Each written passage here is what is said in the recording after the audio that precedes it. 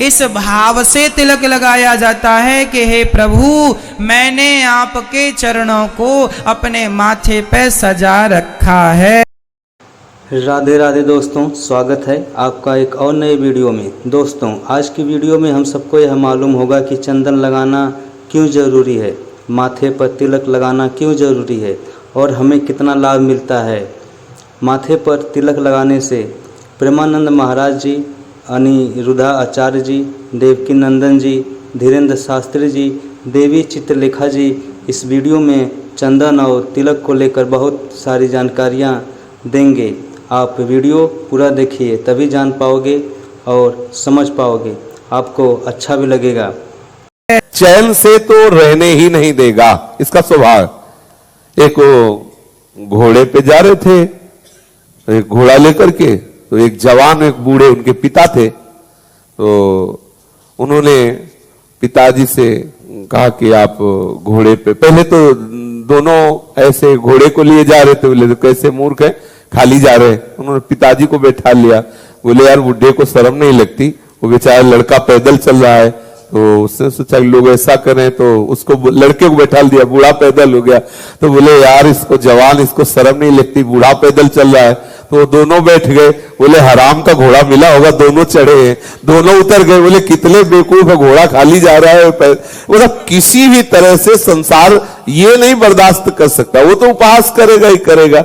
मुझे लगता है कि हम लोगों को उपहास के इस भय से तिलक लगाना, कंठी धारण करना, भजन करना ये नहीं छोड़ना चाहिए। लोग करें उपहास को। संसारिक पति के लिए हम देखो मांग भरते हैं, मंगलसूत्र धारण करते हैं, श्रृंगार करते हैं, और जब बाजार में जाते हैं तो ये थोड़ी सोचते कि लोग क्या कहेंगे, क्योंकि वो ठसक होती है। ये तो अखिल लोक चूड़ामणि भगवान का दासत्व है। अगर इसके लिए कोई उपहास करे तो सही पूछो तो वही उपहास के पात्र हैं जो उपहास कर रहे, पर हमें सहना पड़ेगा, ना लड़ना है किसी से और ना अपनी रहनी छोड़नी है। हिंदू धर्म में तिलक क्यों लगाया जाता है? तिलक लगाने के पीछे भाव यही होता है, जैसे मैंने तिलक लगाया है, देखो ये मेरे सफेद कलर के ऊर्ध्व पुंड्र है ना खड़ा हुआ, ये क्या है? ये भगवान श्रीमन नारायण के चरण हैं। इस भाव से तिलक लगाया जाता है कि हे प्रभु, मैंने आपके चरणों को अपने माथे पे सजा रखा है। ये भगवान के चरण ही मेरे माथे पर तिलक के रूप में। और ये जो नीचे आसन है, ये वाइट, ये भगवान के चरणों को रखने की आसन है। ये चरणों को रखने की क्या है? आसन। और आसन में क्या रखे हैं? दोनों चरण। जब भगवान लेटते हैं ना, तो कोई भी आदमी लेटता है तो पांव ऐसे होते हैं। भैया दिखाओ जरा कैसे होते हैं। ऐसे देखो, ये बीच में देखो तिलक बना है। ये जो दो दिख रहे हैं ये आसन है। आसन में दो चरण हैं भगवान के, और बीच में जो लाल है वह माता लक्ष्मी है। मेरे माथे पर देखो आप, लाल है बीच में, ये श्री है माता लक्ष्मी। तिलक इस भाव से लगाया जाता है कि हे श्रीमन नारायण, आपके चरण मेरे माथे पर अंकित हैं, और बीच में माता लक्ष्मी बैठी हैं। जिनके माथे पर लक्ष्मी बैठी हो, जिनके माथे पर भगवान के चरण हो, उनका कोई भी कभी भी बाल भी बांका नहीं कर सकता। तिलक लगाया करो इस भाव से कि भगवान के चरण मेरे माथे पर हैं। तिलक लगाना इसलिए जरूरी होता है, जैसे सुहागन स्त्री तिलक वो लगाती है ना, मांग भरती है। पतिव्रता होगी तो मांग भरेगी, तो उसी प्रकार भक्त तिलक इस भाव से लगाता है कि ये मेरे माथे पर भगवान के क्या है, जोर से। तो आप सभी को भी तिलक लगाना चाहिए, माताओं को भी तिलक लगाना चाहिए। बिंदी के नीचे आप व्हाइट कलर का वी बनाइए, वी, और खड़ा लाल। और पुरुष लोग ऐसा लगाएं, नहीं तो सिंपल खड़े दो डंडे कर लें, नीचे आसन कर लें, बीच में लाल कर लें, यह भी सामान्य तिलक हो गया। तिलक देखो, मैं नहीं जानता कि आप क्या सोचते हैं, मैं ये जानता हूं कि मेरा भाव क्या है। भगवान ये नहीं देखते कि तुम क्या हो, कैसे हो, क्या नहीं हो। भगवान तुम्हारा भाव। तिलक जब भी लगाया करो तो पहले चंदन, व्हाइट कलर का चंदन घोरो, ऐसे घिसो और उसको भगवान को लगाओ। पहले भगवान को लगाने से वो चंदन प्रसाद हो गया, फिर उसी प्रसाद को अपने माथे पर लगा लो, इस भाव से कि ये भगवान के क्या है, चरण है। तो चरण के भाव से तिलक लगाना। तो हमारे माथे पर जो तिलक लगा है वो किस भाव से हम लगाते हैं कि हे श्रीमन नारायण, आपके चरण ही मेरे माथे पर हैं। अब मैं आपका हूं, पूर्ण रूप से मैं आपका हूं या आपकी हूं।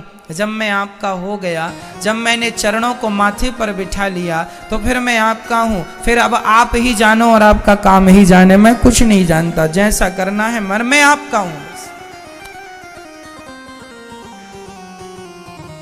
माता लक्ष्मी बीच में है, तो जिनके माथे पर लक्ष्मी है उनको लक्ष्मी की कमी कहां हो सकती है। तुमने लक्ष्मी को स्थान नहीं दिया, इसलिए लक्ष्मी माता ने भी कहा चलो तुमने हमें नहीं दिया, हम तुम्हें नहीं देंगे। इसलिए तिलक लगाया करो, सबको ही लगाना चाहिए।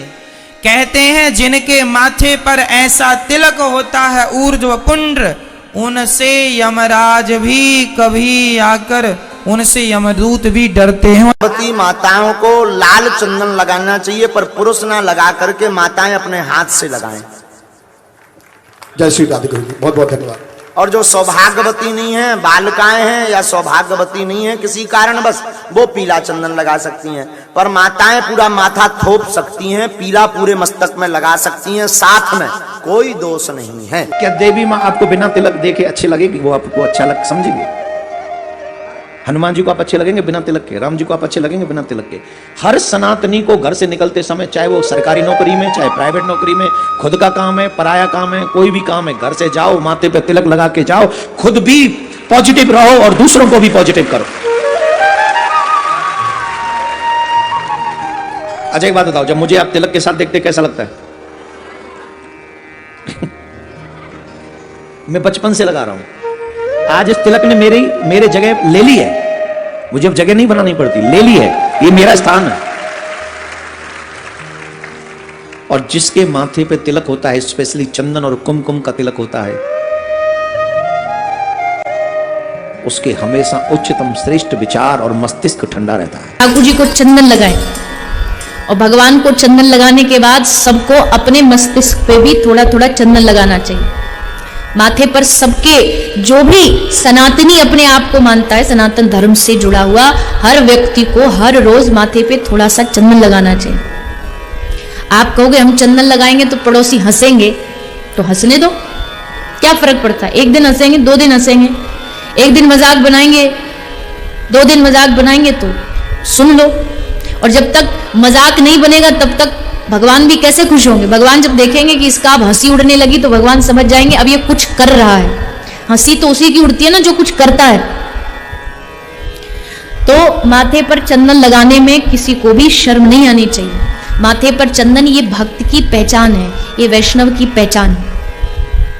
अब आप कथा में आ रहे हो अभी तो खैर, तो आपके माथे पे चंदन लगाया जाता है। अब आप कहीं बाजार भी चले जाओ तो उसको पता चल जाएगा कि ये आदमी कथा से आ रहा है, पहचान हो जाती है। जैसे आप जो माताएं हैं माथे में सिंदूर लगाती है, इसका मतलब क्या कि ठाकुर जी हमारा कोई पति है। तो वैसे माथे का चंदन भी बताता है कि हमारा कोई पति है, जगत पति है, ठाकुर जी हमारे और हम उनके शरणागत हैं। ये चंदन लगाना इस बात का प्रतीक है। बहुत बहुत धन्यवाद दोस्तों वीडियो पूरा देखने के लिए। दोस्तों आपको कौन से महाराज जी का विचार अच्छा लगा कमेंट करके ज़रूर बताएं। महाराज जी की बातों को फॉलो करोगे तो सारे दुख तकलीफ पाप से हमेशा बचे रहोगे। मिलते हैं एक और नई वीडियो में, तब तक के लिए दोस्तों राधे।